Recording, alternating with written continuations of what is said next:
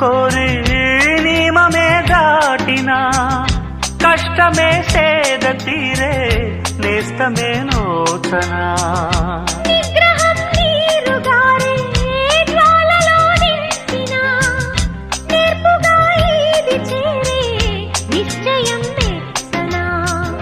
సోయగం స్వంతమయ్యే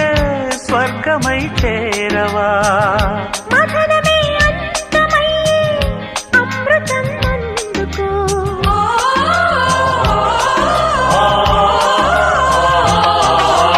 ఇంపుల వైఖరి సొంపుల వాకిలి ఇంపుగా చూపవే వయ్యారి